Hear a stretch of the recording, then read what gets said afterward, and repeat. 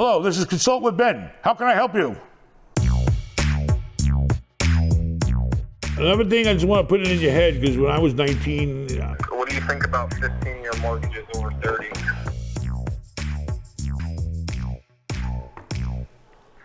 Hello? Hey, Noah, how are you? I'm good, you? Pretty good. It's Ben calling you. All is good. I just have some questions. Okay. How can I help you? I hope. All right, I'm going to explain to you the situation that I'm in because it'll help, set the stage for the questions. I grew up in Connecticut, but I live in Arizona now. I just moved a couple months ago. I have about $20,000 a month going into a savings account, which is pretty much, it's only for real estate. I don't really pull anything out of it. $30,000 in a car. It's like a BMW. I just own it. $60,000 in cash. So the current property is in Connecticut. I just thought I would buy one there because I know the area. I bought it for $207,000. I have about $70,000 into it. The gross rent is $3,000 a month. My mortgage is $1,400. My expenses is $900. Why is it a single family house? No. It's a duplex that was converted into a triplex. All right. So you get $3,000 a month. Your positive cash flow $7,000 a month. You say you got how much money invested into it? About $70,000. 70,000. So that's pretty good. You're getting like a 11%, on your money, 12% on your money return. That's good. Yep. And you get to depreciate the rent, so you don't pay how much tax on it. You depreciate a lot of it, I'm sure. So basically, I don't understand. You're 19 years old. You moved to Connecticut, and you bought this triplex. Well, I bought the triplex about 6 months ago, and I moved 2 months ago. All right. So it sounds like you know what the hell you're doing. You know the market out there. I mean, the only problem is you got 3 tenants. What are they paying you? Roughly average $1,000 a piece or something, or what? About $1,000. Yeah. So, the only problem I worry about is, you got to keep that sucker full, because if one tenant leaves, your positive cash flow now just went to a short, about 300 negative, So, but, as long as the tenants stay there and they're long term, that's great, And now what do you want to do? I don't understand. You got $20,000 a month going to savings account from what? Just to buy more property with. But where's the money come from? Not in my business, but, Yeah, I run a marketing agency, so I, pay my expenses, and whatever's left over, I just put into the savings. So how much money you got to work with? Right now, after all taxes, about $60,000. All right, so what do you want to do now? I mean, you want to keep playing, want to keep buying small rental properties and having cash flow from them? Is that what you want to do? Yeah, so my current goal is by the end of this year to be making $3,000 a month from the rental income, the profit. Right. That's a good goal. So, I figured if I can save up around another $200,000 this year, which I'm on track to do, and I put that into more deals. I don't know exactly which deals, but I should be able to hit that target. Let me ask you a question. On the property you just bought, right? Did you get a loan? Yep. Through a bank? Yep. I mean, find the next deal you can put that 70 into.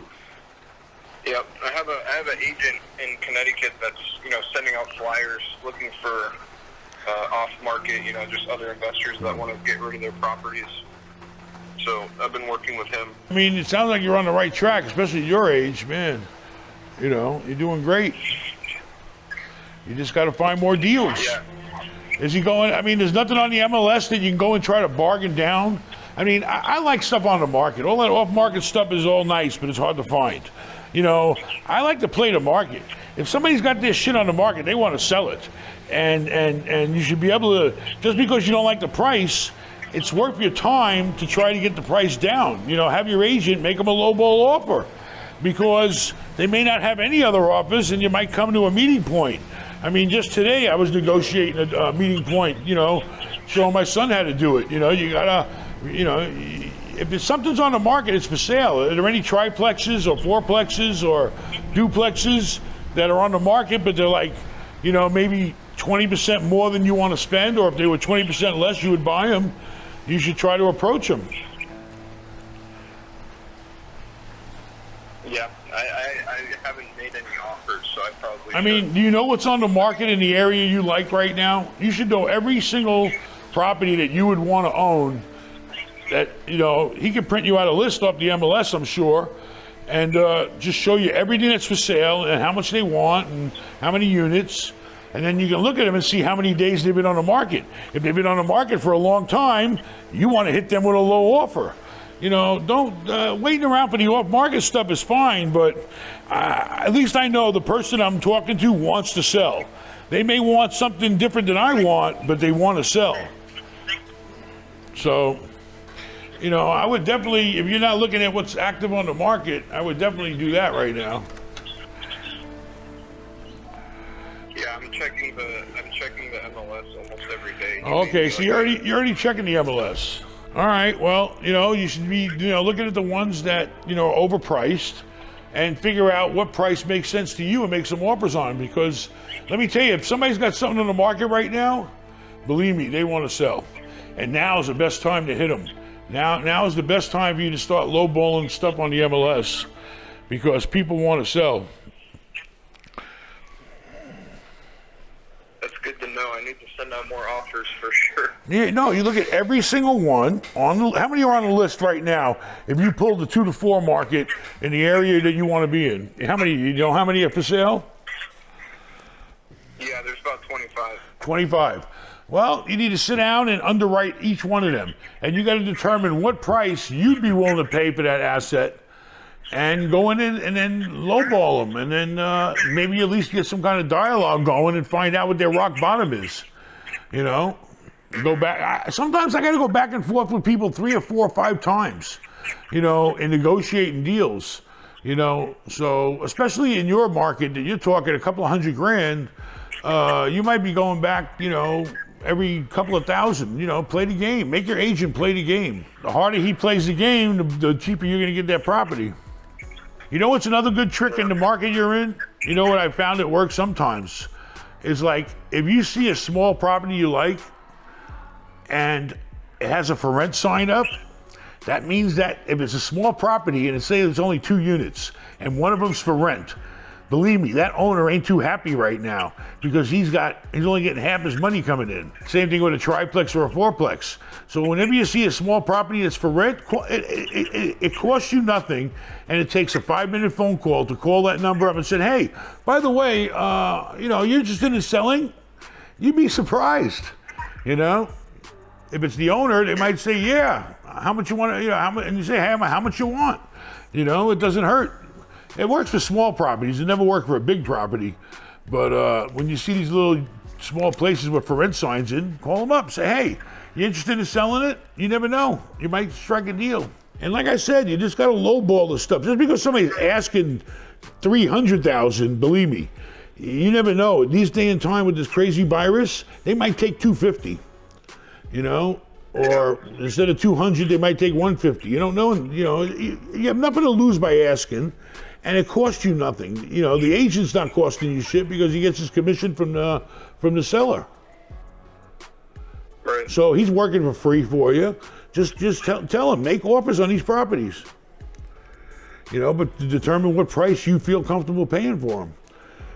And then, you know, otherwise, you know, it's just a matter of finding the next deal. And then, so are you all lined up to go buy your next deal with a bank? No, not yet. I'm not pre-approved. Well, who'd you buy the first one from, borrow the money from? A broker. You went to a mortgage broker? Yeah. And then he set up the loan with a bank. But you know who your bank is, right? I don't remember who the original one is, but Penny Mac bought it. All right, well, who cares? It doesn't matter. Whoever, as long as it's a real financial institution then you're on the road, because that's what shows. When the more you borrow from real banks, the better you look and the more money you can borrow. So, you know, if you like the terms that they got, I mean, I'm not trying to backstab the broker, but you know you can call Penny Mac up yourself, right? Yeah. And, or if the guy did such a great job for you, let him do it again. He's worth his fee. What did you pay him, like a point or something? A couple of grand? Yeah. It's worth it. It's worth it, you know, because he gets the job done. Or, you know, now that you have one under your belt, I'd walk into any bank and ask any bank, say, hey, I want to buy a small rental. I'm willing to put 20% down. I already own one. Here's who I am. You just got to find the next deal. You know, you're already on the road. You just got to keep doing it. But now's the time to lowball. I'm going to tell you right now. Let me tell you something. I got a lot of shit for sale right now. If somebody came and lowballed me, I'd play ball with them. Okay? Because it's a crazy market right now. It's a very scary market. What do you think about 15-year mortgages over 30? I mean, a 15 years is because if you want to keep that property and pay it off quickly, you know, if you got a 15-year plan on that property, fine. But otherwise, I pay as little principal as I can. I want to borrow that money. I want to pay as little as I can every month, especially because I'm dependent on the tenant to pay me rent. So I want my payment to be as low as possible. And then down the road, when I sell the property, you know, I'll make a profit, and you know, but I don't like paying into the property. You know, I'd rather borrow the money at like 4%, you know, and have a very low monthly payment every month. You start doing a 15-year mortgage, and you're going to be paying out too much, and your rents aren't going to be enough to handle that. Well, what kind? You don't have one now, do you? No, it's 30-year. Yeah, I'm telling you. Can you imagine that payment was double? Well, I did the math, and it would only be above by about like $200 or $300. That's it? You sure? $200 or $300? Well, you know, if you plan on keeping a property for 15 years and you want to pay it off, you know, that could be a great plan for you. I mean, listen, at your age, and if you plan on keeping those properties, then it's a very good idea. And, you know, and the $200 or $300 is not going to hurt you every month. And, you know, it's a very good way to build up, you know, to get your equity, you know, clear on the property. And, yeah. And then when you go to sell it, you get a bunch of cash, because you won't owe the bank so much money too. You know, maybe even if you want to sell it, if you want to sell it in 10 years, you'll be paid off a lot more debt. You'll have a lot more cash to put in your pocket if you sell it in 5 or 10 years. Another thing, I just want to put it in your head, because when I was 19, well, I didn't start till I was like 21. But, you know, I don't know what it's like or who you're renting to, but if you find some places, you ever find any older places where the rooms are really big? No, I'm not sure. Okay. I was just wondering, because a lot of times I was able to find big old places sometimes and make them into more bedrooms. And that would get me like way more rent. Like I'd find a 2-bedroom that could easily carve out a 3rd bedroom, you know, sometimes. But, you know, I think that was maybe because I was in California. But what else can I help you with, sir? All right, I know you only have like 2 more minutes, but I'll ask one more question. Would you rather, for example, 3 3-unit buildings like the one that I own now, or 1 9-unit building?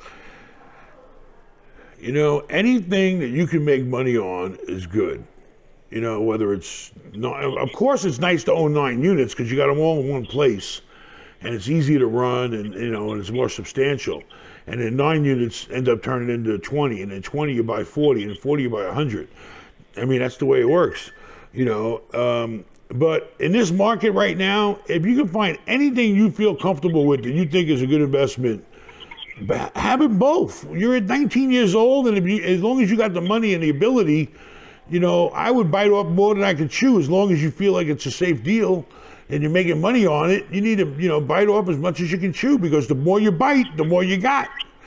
And, you know, so if you can find a 3-unit, find a 3-unit. If you can find a 9-unit, hit the jackpot, then find the 9-unit, you know, and do it, you know. But, you know, however most you can spread your money out without hurting yourself, and, you know, whatever you can do, you should do at your age. I mean, grow as much as you can, you know. But it's just about finding a deal. I own all kinds of deals.